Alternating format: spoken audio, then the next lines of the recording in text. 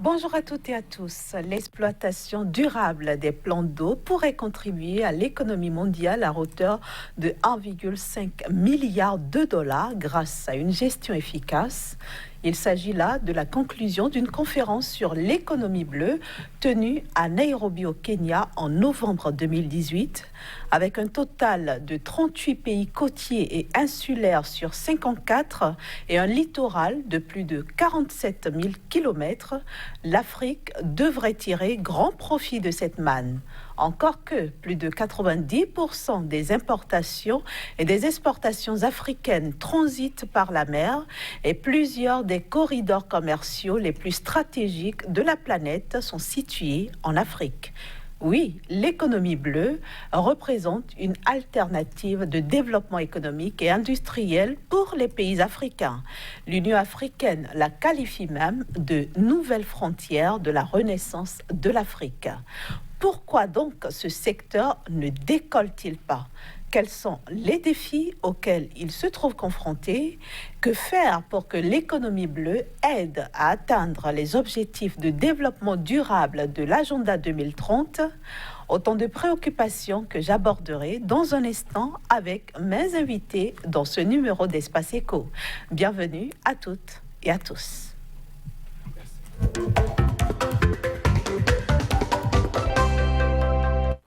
Avec moi sur ce plateau, le docteur Messan Lioussou. Il est enseignant-chercheur en transport et logistique à l'UT de l'Université de Parakou. En face de lui, M. Clément Godonou, directeur général de Roro Terminal Bénin, groupe Grimaldi. Chers invités, bienvenue sur Sika TV. Merci, madame. Alors, s'il vous était donné de faire un état des lieux, comment se porte, à votre avis, l'économie bleue en Afrique ? Monsieur Godonou. Merci, madame. Et bonjour, chers téléspectateurs. L'économie bleue en Afrique se porte telle que se porte l'économie africaine.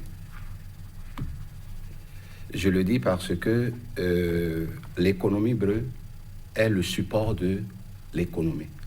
L'économie bleue est tributaire des activités économiques. Et l'économie africaine, nous la connaissons d'une manière globale, elle est déficitaire en termes d'importation et d'exportation. Donc, je peux caricaturer que l'économie bleue est à l'image un peu de la structure de l'économie africaine. Docteur Lioussou. Bonjour madame et merci. Bonjour à tous les téléspectateurs. J'appuie ce que vient de dire M. Godonou pour dire que l'économie bleue, qui est l'économie maritime et portuaire, est en fait une économie qui permet d'évaluer le niveau de croissance et les possibilités économiques des États.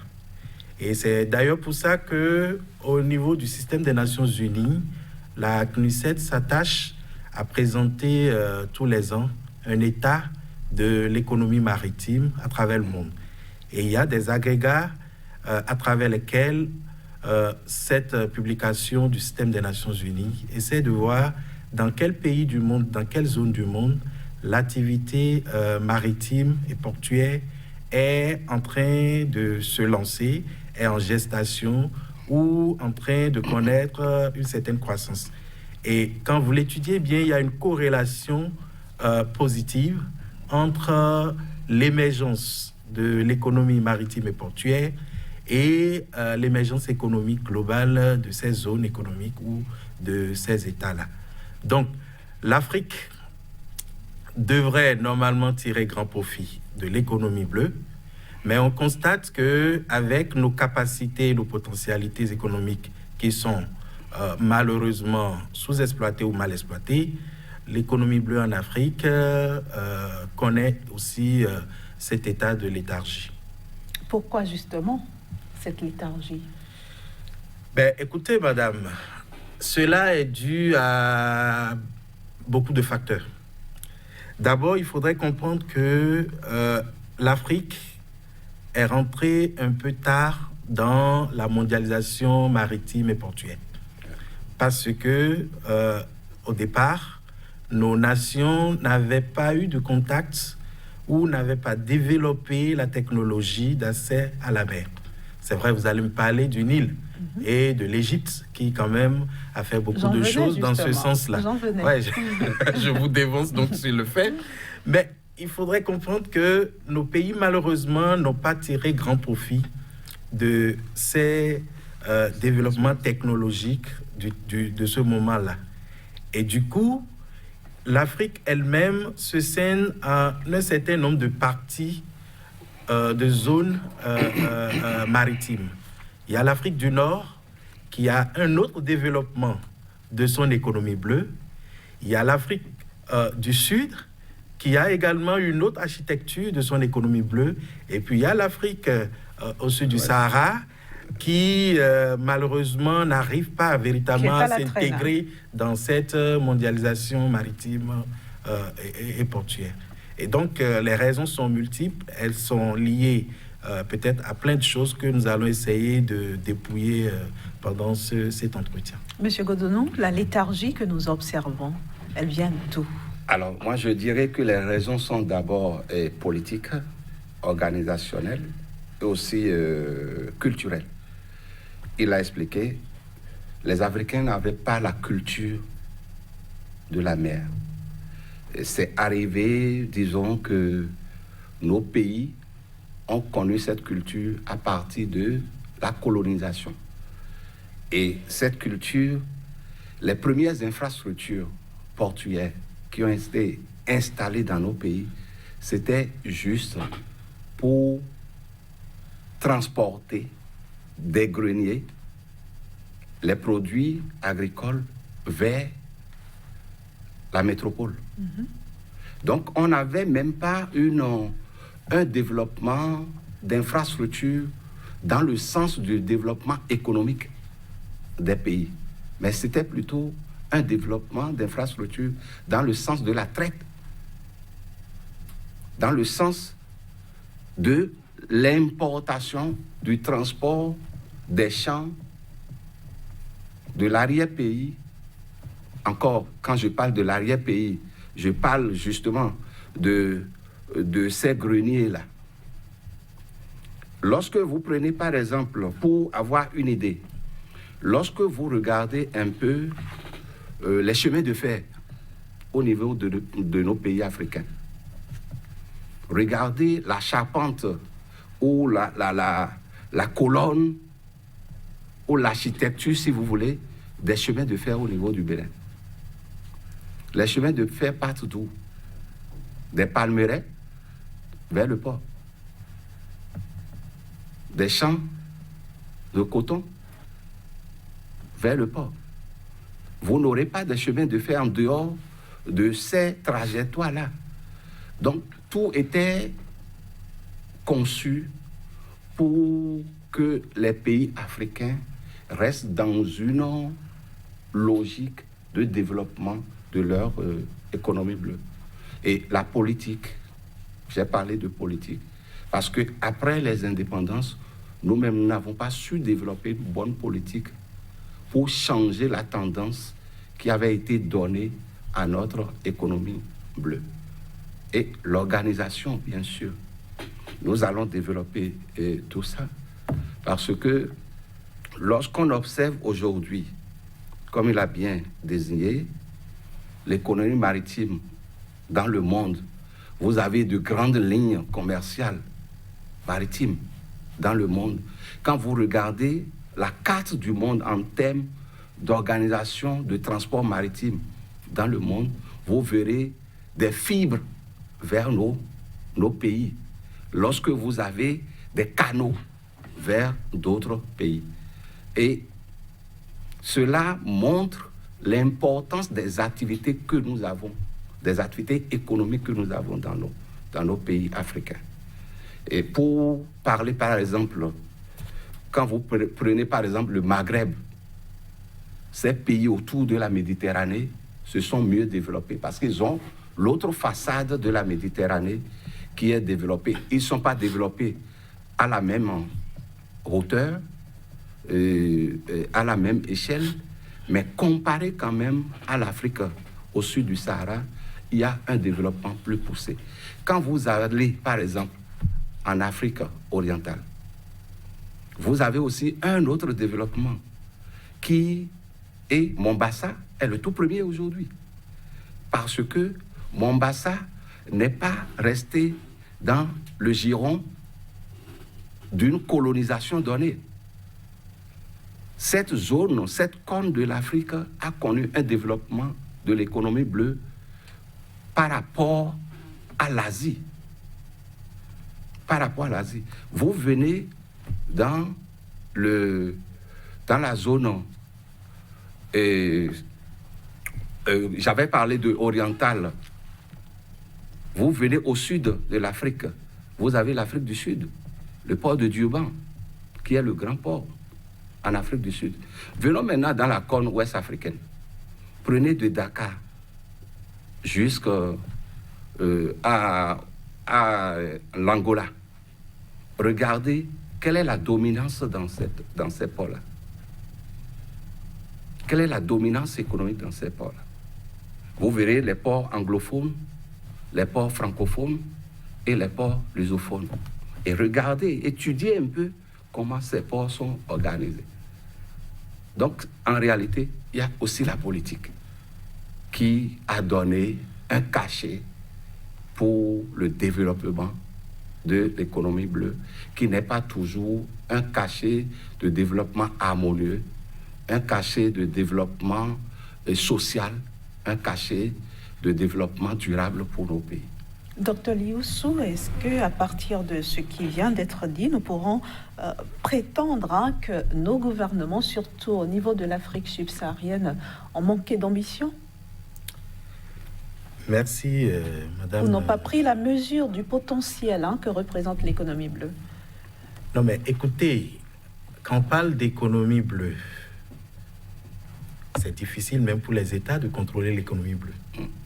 Parce que l'économie bleue est au-delà de la portée des États. Tout simplement parce que c'est une économie fortement capitalistique. Ça nécessite de lourds investissements qui dépassent même les capacités d'investissement des États.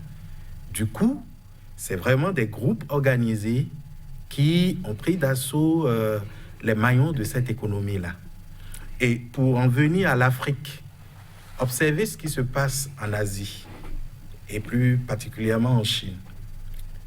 Depuis quelques années, les meilleurs ou les plus grands ports du monde, vous les aurez en Asie. Du moins, les 10 premiers, selon le cas, où pratiquement, ils font les 9 sur 10, si vous prenez les top 10. Ça a une explication. C'est tout simplement parce que la production mondiale s'est déplacée vers l'Asie. Et du coup, avec ce niveau de production, il faut des moyens pour évacuer les productions vers les marchés de consommation. Et donc, on ne peut pas faire cette évacuation ou cette distribution de produits industrialisés sans faire recours à l'économie maritime. Et donc, c'est ça qui a expliqué l'émergence des ports asiatiques. Mais l'Afrique, comme M. Godonou vient de le dire, c'est vrai, on a connu le contact, on a fait le contact avec la mer par le fait de la colonisation, mais c'est resté à l'étape de comptoir. On n'a pas cherché à développer un marché en Afrique, à produire en Afrique, à vendre ce qu'il faut en Afrique, non. Mais on essayait juste d'importer des produits de la France ou de l'Europe, des États, voilà, des biens d'équipement et autres, vers l'Afrique. Et puis, on en exportait les matières premières. Mais on n'a pas réfléchi, on n'a pas cherché à transformer ces matières premières-là sur place pour faire travailler la main-d'œuvre et pouvoir exporter ces produits manufacturés vers quelque marché que ce soit. Et malheureusement, nos États africains, dans l'euphorie de l'indépendance, n'ont pas réfléchi à l'aspect économique de cette indépendance-là. Mais ils ont beaucoup plus pensé à l'aspect politique. Ils ont eu l'indépendance politique en griffe, Mais vous savez qu'il n'y a pas de politique sans économie soutenue. Quand votre économie n'est pas soutenue, vous pouvez être président, vous pouvez être tout, mais vous serez contrôlé par le lobby financier et économique. Donc, ça fait que nos États ont eu l'indépendance politique, mais n'ont pas eu l'indépendance politique et économique. Et du coup, politiquement, ils sont toujours liés. Parce que quand vous tendez toujours la main pour demander de l'argent, pour demander à manger, vous n'êtes pas véritablement libre. Et c'est ça le piège dans lequel se trouvent nos États africains.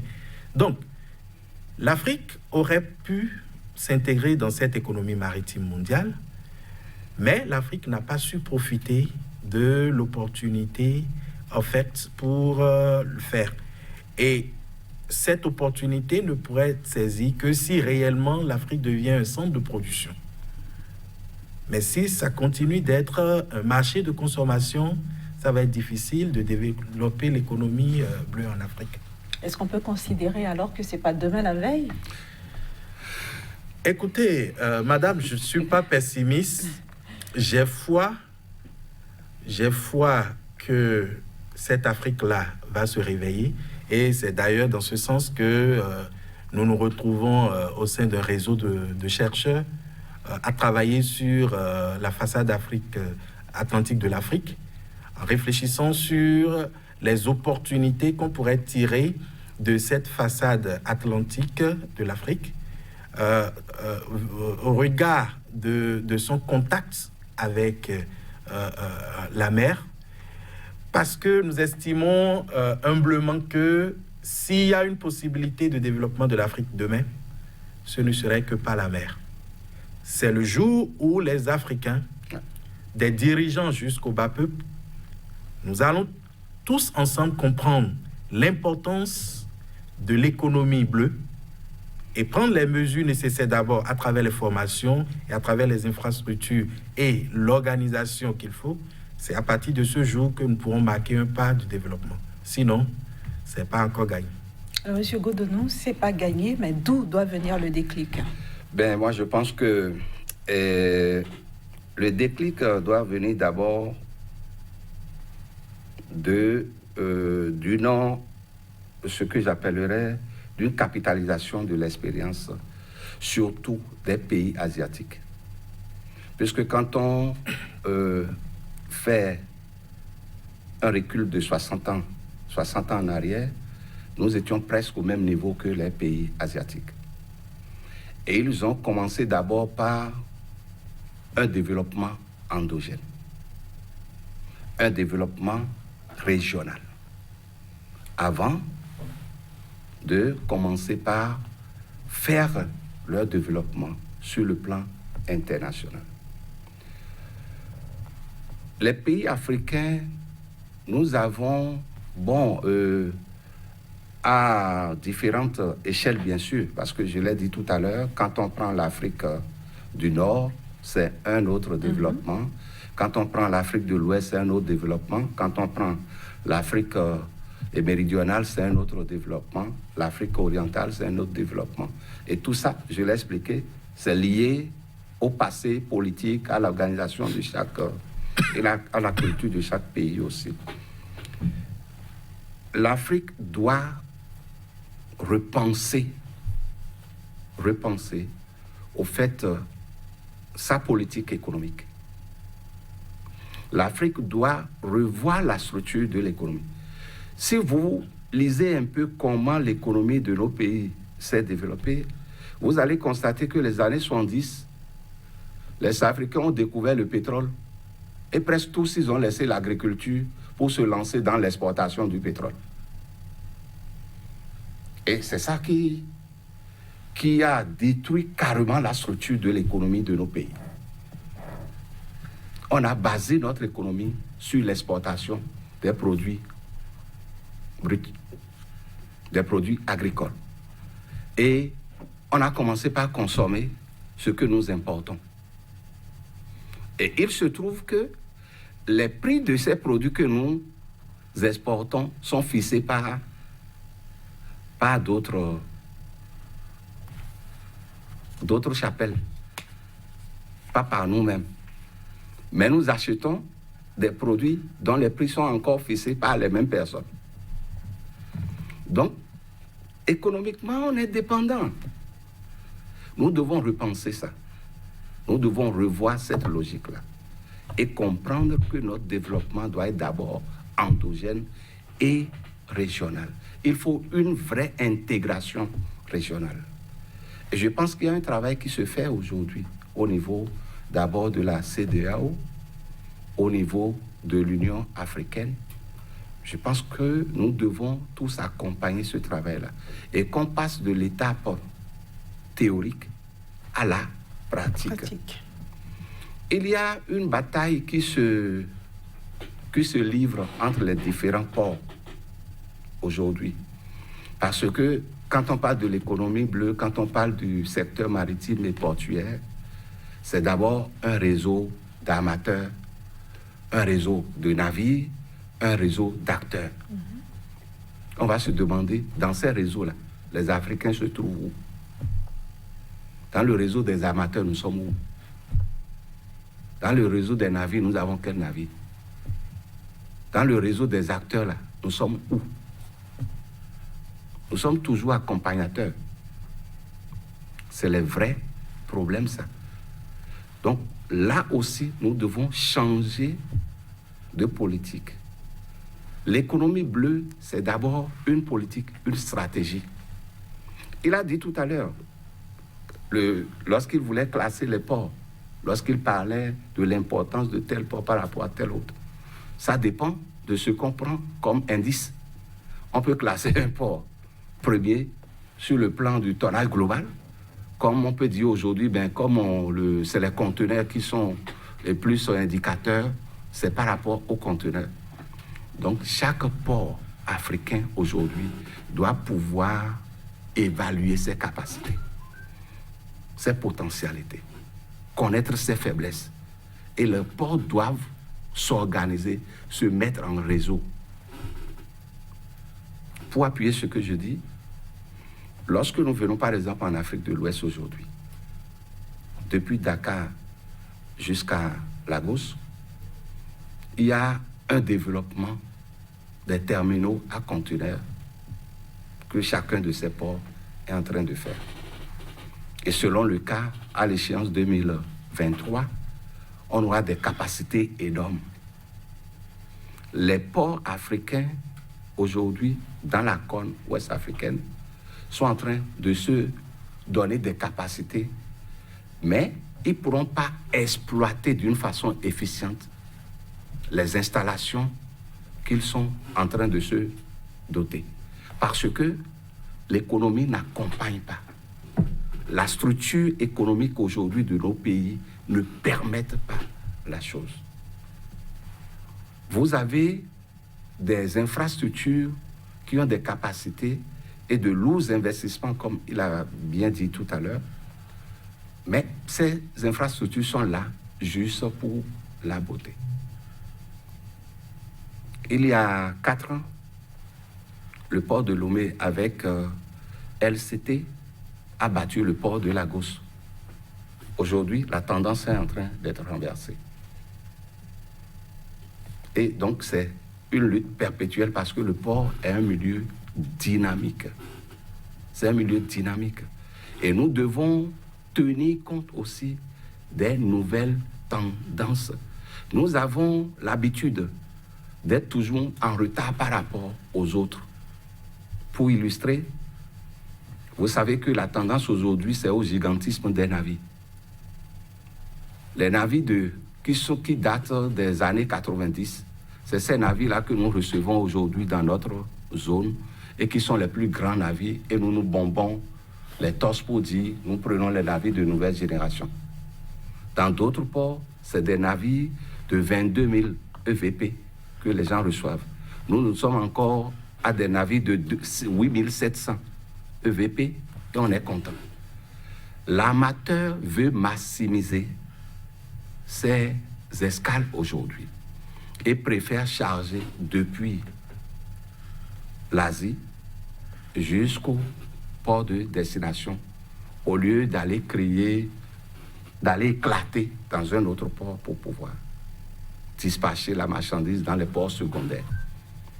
Donc, à l'allure où les ports en Afrique se développent, principalement les ports de l'Afrique de l'Ouest, à terme, si on y prend garde, il y aura des ports qui seront secondaires du fait de la concurrence aveugle qui se déroule entre les ports. Donc, il est nécessaire que les ports commencent par repenser leur politique dans une logique, certes locale, mais régionale en termes économiques, pour que l'Afrique, principalement l'Afrique de l'Ouest, puisse participer activement au commerce international. Dr Lioussou, apparemment, la question de l'investissement se pose avec acuité. Oui, merci madame. Effectivement, comme nous venons de le dire, l'économie bleue est une économie fortement capitalistique. Et les nations qui ont eu le privilège de s'investir dans cette activité-là, au tout début, sont celles qui ont véritablement maîtrisé l'économie mondiale jusqu'à quelques années passées. Et quand vous faites le point des grands amateurs au niveau mondial, je voudrais parler des grandes compagnies de transport maritime, vous les verrez en Europe. Okay. Les 3 premiers sont tous des groupes européens. Ça, c'est pas anodin. Donc, c'est lié d'abord à la stratégie ou la politique européenne qui, dès le départ, a accompagné de la colonisation, le développement de cette technologie. Et en Afrique, nous avons l'obligation de nous réorganiser. Parce que dans le passé, nous avons eu des navires. Les États ont eu des navires, mais qui n'existent plus. Et comme il le dit, quand vous évaluez toutes les composantes de l'économie bleue, le continent africain ne pèse pas grand-chose dedans. Nous ne sommes pas amateurs, donc nous ne sommes pas transporteurs maritimes, nous ne sommes pas dans les grands opérateurs de terminaux, et nous ne sommes pas dans les grands ports non plus. Nous avons certes des ports qui ont des importances relatives, mais pas les plus grands. Donc, il nous revient alors de trouver une stratégie de développement maritime et portuaire. Et le premier pas, comme M. Godonou vient de le dire, c'est déjà de revoir comment nous voulons organiser nos ports. Malheureusement, nos dirigeants, dans leur accompagnement au domaine maritime et portuaire, concentrent toutes leurs énergies sur les infrastructures portuaires. Là, vous constatez que dans ces ports, ce sont les grands groupes qui organisent toujours la concurrence d'un port à l'autre, donc qui dictent leurs lois. Et du coup, vous avez les mains liées. Vous êtes obligés de répondre à leurs attentes. S'il faut installer des portiques, c'est eux qui décident. S'il faut véritablement un nouveau quai ou un nouveau terminal, c'est suivant leur perspective de développement de trafic. Parce que si vous le faites et qu'il n'y a pas de trafic qui suit, ce serait un investissement inutile. Donc, tout ce qui se passe au niveau du port est dicté par ces grands groupes. Et ces multinationales. Et ces multinationales ne sont pas des philanthropes. C'est des groupes organisés en pool qui recherchent la rentabilité de leurs investissements. Et donc, dans les affaires, il n'y a pas de sentiment. Si ce n'est pas rentable pour eux, ils ne prennent pas. Même ce que nous transportons, comment on fixe le prix du transport, nous n'avons aucune maîtrise de ça. C'est des prix qui nous sont imposés. Parfois, nous avons la possibilité de discuter et d'obtenir des réductions. Et si au niveau de ces amateurs ou de ces groupes maritimes, ils s'entendent pour avoir les mêmes tarifs, vous ne pouvez rien parce que c'est eux qui décident Parce que le marché est oligopolistique. Et donc, nos États ont d'abord l'obligation de voir comment travailler avec ces groupes-là pour sauvegarder quand même un certain nombre d'intérêts de nos États, de nos régions. Et là, moi, j'insiste sur la nécessité de penser à l'espace où nous avons quand même un peu plus de marge de manœuvre. Je vous ai parlé de l'intérieur des terres. Là, quand même, on peut produire. On peut stimuler la production interne. On peut stimuler des réseaux logistiques. On peut faire un certain nombre de choses qui vont influencer après l'émergence du port ou la croissance de capacité du port. Mais malheureusement, tous les efforts de nos États se concentrent sur le littoral et on ne pense pas au développement de l'arrière-pays. Et là, je voudrais directement inverser nos rails en Afrique, et particulièrement en Afrique de l'Ouest. C'est dommage. Parce que les rails que le colon a utilisés pour évacuer les matières premières qui lui sont déterminantes, ce rail-là est vétus, est délabré, démantelé par endroits, et puis nous, on a croisé les bras, on attend le colon qui vienne nous mettre de nouveaux rails. Mais lui, il s'en fout, il n'a plus besoin de ça. Désormais, ce dont il a besoin, c'est du fret au niveau du port. Donc, comment vous allez vous démerder pour amener le fret au niveau du port? Ce n'est pas son problème. Ces coûts, c'est vous qui les supportez. Lui, il a besoin des fret au niveau du port pour les transporter, c'est tout. Lui gagne sur ce segment-là. Mais c'est à nous de voir comment réduire nos coûts de transport. Et les rails y contribuent substantiellement. Vous avez parlé tout à l'heure d'objectifs de développement durable 2030. Comment on peut avoir un développement durable si on continue de transporter avec des moyens de transport qui n'offrent pas le développement durable? Les rails sont des outils importants pour transporter de grandes masses, d'accord, en peu de temps, et donc avec la répartition de la pollution sur le tonnage, on en vient finalement à un taux de pollution à la tonne moindre par rapport à la route. Mais nous continuons de dégrader nos routes. Les politiques ne regardent pas ça. Ils regardent peut-être des intérêts immédiats et chacun essaie de faire le débat dessous. Il va falloir qu'ils réfléchissent à la région et déjà au niveau de l'UEMOA, qui est quand même une zone en forte intégration, penser comment aller dans ce sens-là. Justement, parlant de l'UEMOA, est-ce que vous pensez que la mise en vigueur de la zone de libre-échange continentale pourrait changer quelque chose? Nous n'avons pas le choix, parce que nous avons adhéré à des accords, nous les avons ratifiés, le Bénin l'a ratifié tout récemment, et donc la zone de libre-échange économique, elle est là. Si nous ne bougeons pas, les autres vont bouger. Il y a des gens qui veulent bouger, il y a des acteurs qui veulent bouger. Et donc, aujourd'hui, l'UEMOA est obligé de suivre le train de cette zone de libre-échange. Et moi, j'estime quand même qu'avec les tests de l'UEMOA semble quand même une zone un peu plus en marche vers l'intégration régionale. Ouais, il y a beaucoup d'efforts qui sont faits au niveau de l'UEMOA et qui peuvent faciliter beaucoup de choses.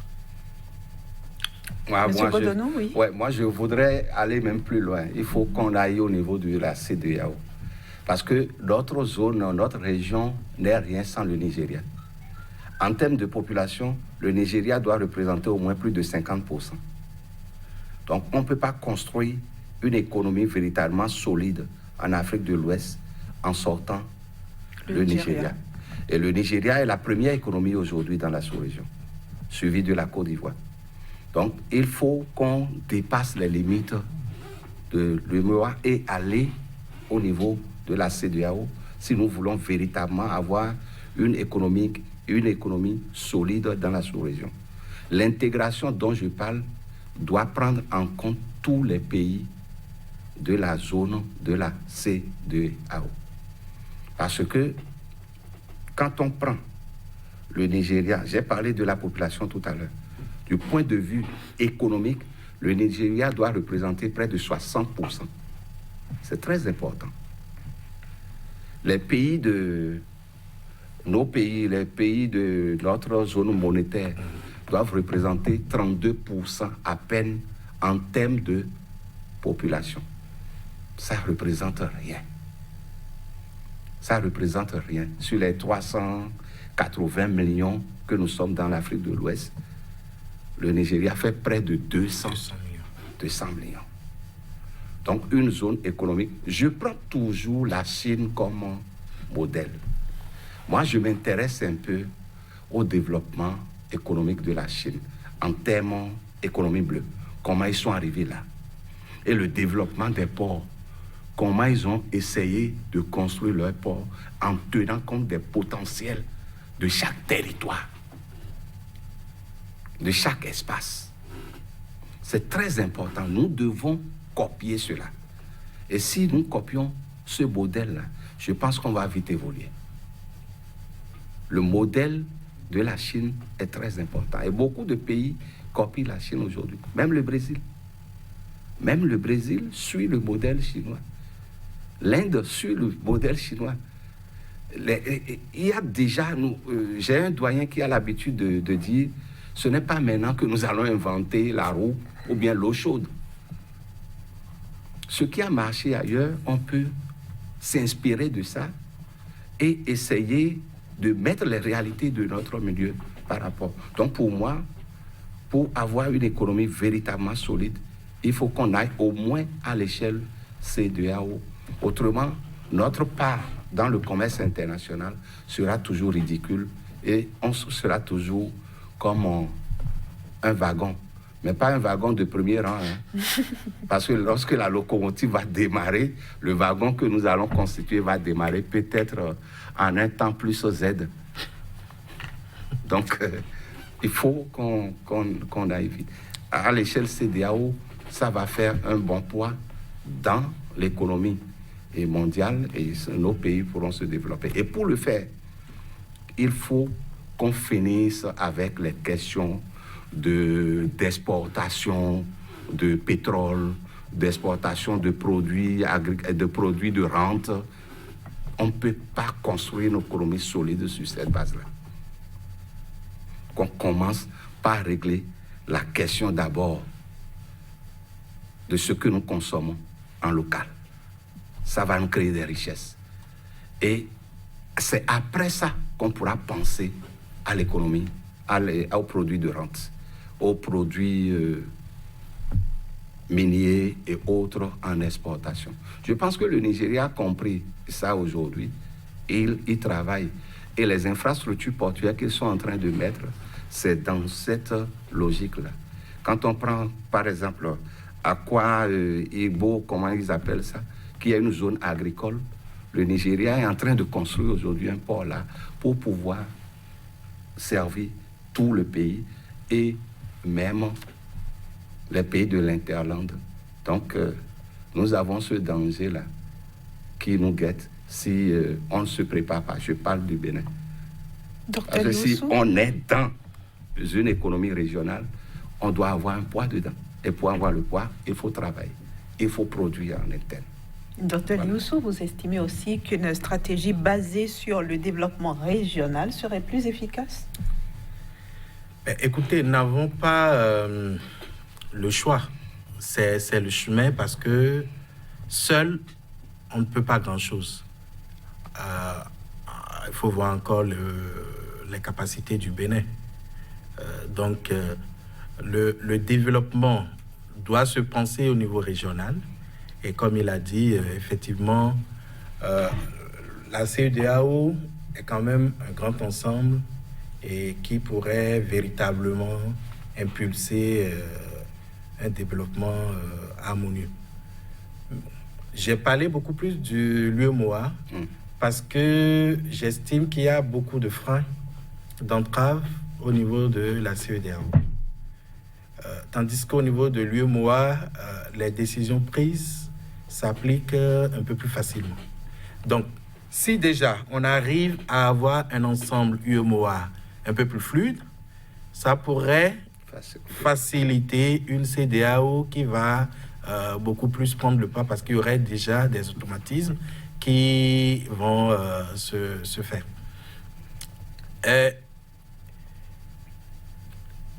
Le développement dont nous parlons, c'est qu'on doit pouvoir revenir à la production interne. Et cette production ne doit pas être brute, mais à valeur ajoutée. Et c'est d'ailleurs pour ça que nous parlons du développement dans l'arrière-pays, des infrastructures qui doivent accompagner les ports maritimes, qu'on appelle les plateformes logistiques. Donc, il faut nécessairement penser à ces relais-là pour que les populations à l'intérieur des terres comprennent que leurs productions seront valorisées. Et ces productions qui vont être faites, des parts transformées, et d'autres quand même seront transformées d'une manière ou d'une autre, peut-être pas en produits finis, mais en produits semi-finis, et pour alimenter le marché aussi bien national que régional. Et la semaine passée, j'étais à Niamey pour un séminaire avec les chercheurs nigériens, et parmi les recommandations aux sorties de ces séminaires, on retient la nécessité donc d'installer un certain nombre de plateformes logistiques au niveau de l'espace ouest africain et plus précisément au niveau de l'UEMOA et de penser à éclairer les États dans la mobilisation de ressources nécessaires et de compétences nécessaires pour avoir quand même des compagnies maritimes régionales. Parce que les échanges, ne les voyons pas seulement de notre région vers le reste du monde. Il faudrait voir les échanges intracommunautaires. Et pour ces échanges-là, le droit communautaire donne quand même la priorité aux armements communautaires. Et donc, nos États ou nos opérateurs économiques peuvent aller dans ce sens-là, créer des armements régionaux qui vont servir à alimenter les échanges au niveau régional. Et les produits de ces échanges, on n'en manque pas. Mais quand vous êtes producteur d'oignons à Malanville et vous constatez chaque année que peut-être 30% de votre production est pourrie parce que vous n'avez pas des équipements ou des infrastructures logistiques pour le gérer, alors que dans d'autres parties de la région, on en a besoin et on n'en trouve pas. Vous n'êtes pas encouragé à produire. Mais à partir du moment où vous allez constater que votre production est prise en charge de façon professionnelle et ça vous amène même à gagner plus d'argent que vous n'en gagnez avant, mais vous allez produire plus. Donc, c'est comme ça qu'on pourrait impulser la production à l'intérieur des terres et donc trouver réellement du travail au port et aux armements régionaux que les États, par leur volonté, vont aider les acteurs à constituer. Mais le blocage arrive souvent quand même les acteurs, parce que les acteurs d'un seul État n'ont pas nécessairement les moyens pour le faire. Voilà. Il faut qu'il y ait des opérateurs économiques de plusieurs États qui s'associent pour aller vers cela. Et donc, il faut l'appui des États. Mais malheureusement, c'est les politiques qui gardent tout. Quand ils commencent, ils sont favorables au début, mais après, il y a des problèmes politiques qui arrivent, et puis tout est démantelé, et puis ça n'existe plus. C'est dommage. C'est dommage. Sinon, on en a vraiment besoin pour réellement commencer par rentrer dans cette économie-là, bleue, déjà au niveau régional. Et quand nous serons de plus en plus solides, penser maintenant à conquérir le marché international. Notre ananas que nous avons, nous l'exportons brut, alors que les gens ont besoin du jus d'ananas fabriqué au Bénin. Mais quand vous exportez l'ananas brut, la valeur n'est pas la même chose que quand vous faites du jus d'ananas certifié. C'est dommage, parce que c'est quand même une grande possibilité pour notre pays, le Bénin, mais on n'en tire pas suffisamment profit. Merci beaucoup, Dr Lioussou. Nous sommes pratiquement à la fin de cette émission. Alors, Monsieur Godonou, est-ce qu'il y a de quoi rester optimiste par rapport à tout ce qu'on vient de dire? Bien sûr, je pense qu'on doit rester optimiste. Et quand on voit tout ce qui se fait au niveau des États au niveau régional aujourd'hui. Et je pense qu'il faut un programme régional, au-delà des programmes de chaque pays. Des programmes nationaux? Il faut un programme régional, d'abord, qui prend en compte les potentialités agricoles de chaque pays. Un programme pour un développement industriel, un programme de formation, un programme pour le développement des infrastructures, que ce soit portuaire, routière, un programme aussi pour accompagner du point de vue transport. Il a parlé d'un armement régional. Il y a quelques années, j'ai appris qu'au niveau du Ghana, il y a eu un séminaire pour penser à la chose. Mais après, plus rien. Il faut nécessairement ça. Il faut qu'on arrête de mettre nos ressources dans les bétons. Qu'on commence par investir véritablement dans des secteurs porteurs, des secteurs qui pourront permettre effectivement d'amorcer le développement économique harmonieux de notre région. Merci beaucoup, M. Godonou. Dr Lioussou, vous êtes optimiste aussi? Très rapidement. Oui, je suis optimiste parce que avec les contacts qu'on a de plus en plus, aussi bien en milieu universitaire que professionnel, on constate quand même qu'il y a un certain éveil et des acteurs de mieux en mieux outillés à comprendre la chose et à évoluer dans ce sens-là. Et je dirais qu'il y a des choses qui se font, peut-être dans l'ombre, et qui vont se révéler. Nous, en tant que chercheurs, nous sommes très impliqués dans cela, et c'est d'ailleurs à cet effet qu'on a publié cet ouvrage-là, « Moderniser les ports ouest-africains, enjeux et perspectives ».